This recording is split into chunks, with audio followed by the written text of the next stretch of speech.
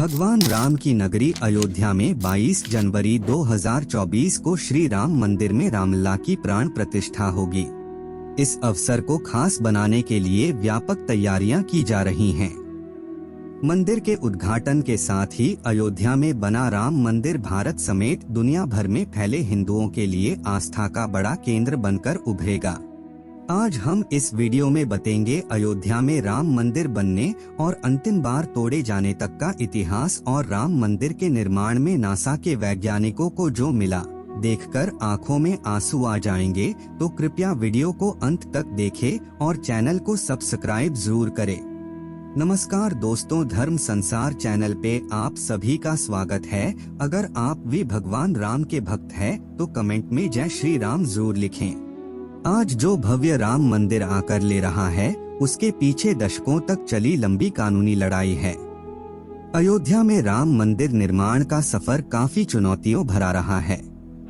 बाबरी विवाद, अदालतों में चली लंबी लड़ाई और फिर शीर्ष अदालत के फैसले के बाद मंदिर का निर्माण शुरू होना। अब देशवासियों को इंतजार है तो 22 जनवरी 2024 का। आइए अब आपको इतिहास में लेकर चलते हैं। इतिहासकारों के अनुसार कौशल प्रदेश की प्राचीन राजधानी अवध को कालांतर में अयोध्या और बौद्ध काल में साकेत कहा जाने लगा। अयोध्या मूल रूप से मंदिरों का शहर था। हालांकि यहाँ आज भी हिंदू, बौद्ध एवं जैन धर्म से जुड़े मंदिरों के अवशेष देखे जा सकते हैं। जैन मत के अनुसार यहाँ आदिनाथ सहित 5 तीर्थंकरों का जन्म हुआ था। बौद्ध मत के अनुसार यहाँ भगवान बुद्ध ने कुछ माह विहार किया था। अयोध्या को भगवान श्री राम के पूर्वज विवस्वान सूर्य के पुत्र वैवस्वत मनु ने बसाया था। तभी से इस नगरी पर सूर्यवंशी राजाओं का राज महाभारत काल तक रहा। यहीं पर प्रभु श्री राम का दशरथ के महल में जन्म हुआ था। महर्षि वाल्मीकि ने भी रामायण में जन्मभूमि की शोभा एवं महत्ता की तुलना दूसरे इंद्रलोक से की है। धन धान्य व रत्नों से भरी हुई अयोध्या नगरी की अतुलनीय छटा एवं गगनचुंबी इमारतों के अयोध्या नगरी में होने का वर्णन भी वाल्मीकि रामायण में मिलता है। कहते हैं कि भगवान श्री राम के जल समाधि लेने के पश्चात अयोध्या कुछ काल के लिए उजाड़-सी हो गई थी, लेकिन उनकी जन्मभूमि पर बना महल वैसे का वैसा ही था। भगवान श्री राम के पुत्र कुश ने एक बार पुनः राजधानी अयोध्या का पुनर्निर्माण कराया। इस निर्माण के बाद सूर्यवंश की अगली 44 पीढ़ियों तक इसका अस्तित्व आखिरी राजा महाराजा बृहदबल तक अपने चरम पर रहा। कौशल राज बृहदबल की मृत्यु महाभारत युद्ध में अभिमन्यु के हाथों हुई थी।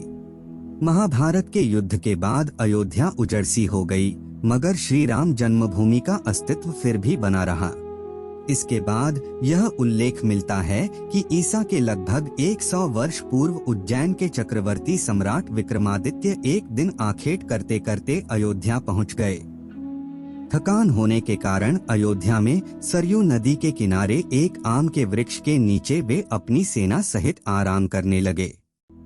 उस समय यहाँ घना जंगल हो चला था। कोई बसावट भी यहाँ नहीं थी। महाराज विक्रमादित्य को इस भूमि में कुछ चमत्कार दिखाई देने लगे।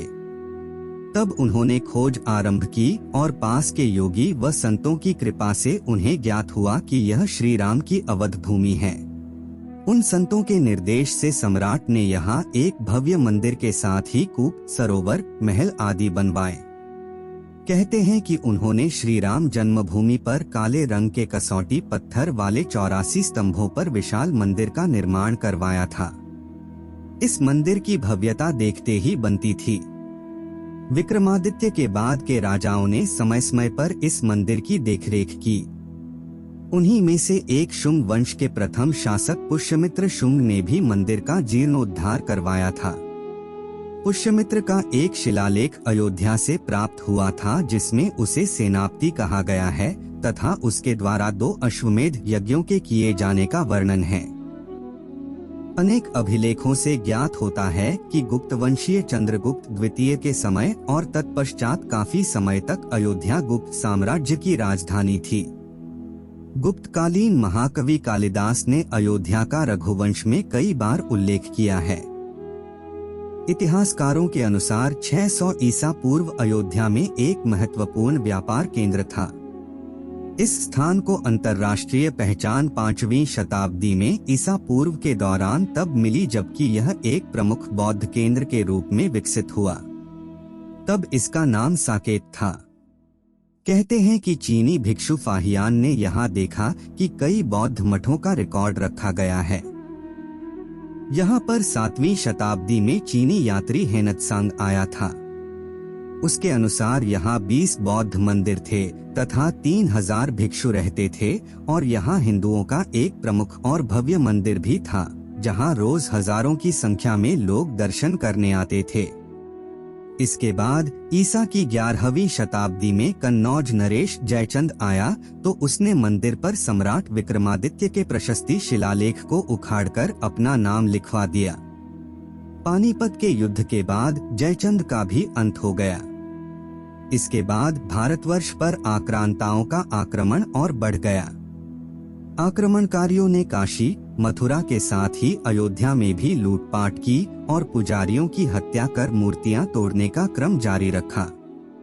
लेकिन 14वीं सदी तक वे अयोध्या में राम मंदिर को तोड़ने में सफल नहीं हो पाए। विभिन्न आक्रमणों के बाद भी सभी झंझावातों को झेलते हुए श्री राम की जन्मभूमि पर बना भव्य मंदिर 14वीं शताब्दी तक बचा रहा। कहते हैं कि सिकंदर लोदी के शासनकाल के दौरान यहाँ मंदिर मौजूद था। 14वीं शताब्दी में हिंदुस्तान पर मुगलों का अधिकार हो गया और उसके बाद ही राम जन्मभूमि एवं अयोध्या को नष्ट करने के लिए कई अभियान चलाए गए।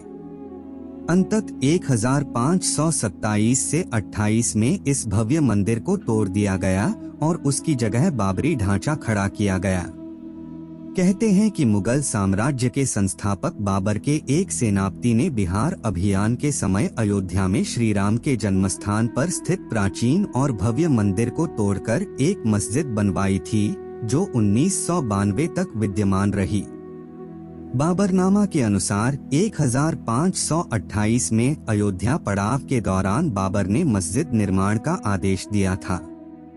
अयोध्या में बनाई गई मस्जिद में खुदे 2 संदेशों से इसका संकेत भी मिलता है। इसमें एक खास तौर से उल्लेखनीय है। इसका सार है, जन्नत तक जिसके न्याय के चर्चे हैं, ऐसे महान शासक बाबर के आदेश पर दयालु मीर बकी ने फरिश्तों की इस जगह को मुकम्मल रूप दिया। हालांकि यह भी कहा जाता है कि अकबर और जहांगीर के शासनकाल में हिंदुओं को यह भूमि एक चबूतरे के रूप से सौंप दी गई थी, लेकिन क्रूर शासक औरंगजेब ने अपने पूर्वज बाबर के सपने को पूरा करते हुए यहाँ भव्य मस्जिद का निर्माण कर उसका नाम बाबरी मस्जिद रख दिया था। अयोध्या भगवान राम की नगरी के नाम से जानी जाती है। तुलसीदास की रामचरितमानस भगवान राम की कहानी बताती है, जो स्थानीय बोली अवधी में लिखी गई थी। अयोध्या को साकेत के नाम से भी जाना जाता है, जो भारत का एक प्राचीन शहर था। यह भगवान राम की जन्मभूमि है। यह प्राचीन कोसल साम्राज्य की राजधानी हुआ करती थी। यह 7 पवित्र शहरों में से एक मानी जाती है और भारत में हिंदुओं के लिए एक महत्वपूर्ण तीर्थ स्थान है। यह स्थान देश भर के तीर्थयात्रियों को भी आकर्षित करता है। जैसा कि हम जानते हैं कि 5 अगस्त 2020 को अयोध्या में राम मंदिर निर्माण की आधारशिला रखने का कार्यक्रम हुआ है। यह भूमि पूजन प्रधानमंत्री नरेंद्र मोदी के हाथों संपन्न हुआ। समारोह में लगभग 175 मेहमानों को आमंत्रित किया गया था। 5 अगस्त 2020 को दोपहर 12:30 बजे से भूमि पूजन समारोह शुरू हुआ। शहर को पीला रंग दिया गया, जो ज्ञान और सीखने के रंग का प्रतिनिधित्व करता है। समारोह का दूरदर्शन द्वारा सीधा प्रसारण किया गया। समारोह में कोविड-19 मानदंडों को ध्यान में रखते हुए बैठने की व्यवस्था इस तरह से की गई कि सभी आमंत्रित अतिथि 6 फीट की दूरी पर बैठें। अयोध्या कहाँ है? यह भारत के उत्तरी क्षेत्र में उत्तर प्रदेश राज्य के केंद्र में स्थित है। यह सरयू नदी के तट पर स्थित है और महान उत्तरी मैदानों का एक हिस्सा है। अयोध्या की जलवायु उष्णकटिबंधीय है, जो गर्मियों में गर्म होती है और सर्दियां ठंडी होती है। दक्षिण पश्चिमी मानसून की बारिश लगभग जुलाई से सितंबर में अयोध्या में होती है। यह लखनऊ के पूर्व से लगभग 130 किलोमीटर और फैजाबाद से लगभग 7 किलोमीटर दूर है। अयोध्या में दर्शनीय स्थल कौन कौन से हैं? भगवान राम का जन्मस्थान और एक प्राचीन शहर होने के कारण अयोध्या में कई मंदिर और ऐतिहासिक स्थान हैं। यहाँ भगवान राम की जन्मभूमि है। अन्य स्थान इस प्रकार हैं: राम की पैड़ी, जैन मंदिर, बिड़ला मंदिर, गुलाब बाड़ी, बहू बेगम का मकबरा, कनक भवन, नया घाट, गुप्तार घाट और सैन्य मंदिर इत्यादि। अयोध्या संस्कृति और विरासत। सूर्यवंशियों के राज्य से जिले की सांस्कृतिक विरासत की उत्पत्ति हुई। सूर्यवंशी क्षत्रियों के वंश में राजा रघु के कारण सूर्यवंश रघुवंश के रूप में लोकप्रिय हुआ। भगवान राम का जन्म राजा रघु की तीसरी पीढ़ी में हुआ था। इसमें कोई संदेह नहीं कि प्राचीन भारत के इतिहास में रामायण का काल सबसे गौरवशाली काल था। यह युग न केवल पवित्रतम शास्त्रों, वेदों और अन्य साहित्य की रचना के लिए प्रसिद्ध था, जिसने भारतीय संस्कृति और सभ्यता की नींव रखी, बल्कि इसके कानून और सत्यता के अनुकरणीय शासन के लिए भी भगवान राम रामायण के आदर्श पुरुष थे।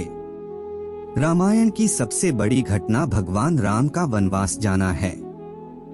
इसके अलावा फैजाबाद का भी भारतीय इतिहास में विशेष स्थान है। इसमें कई ऐतिहासिक और धार्मिक स्थान शामिल हैं। तो दोस्तों, आज के लिए इतना ही। उम्मीद करते हैं हमारे द्वारा दी गई जानकारी आपको पसंद आई होगी। तो मित्रों, यह वीडियो आपको पसंद आई हो तो वीडियो को लाइक और चैनल को सब्सक्राइब जरूर कीजिए।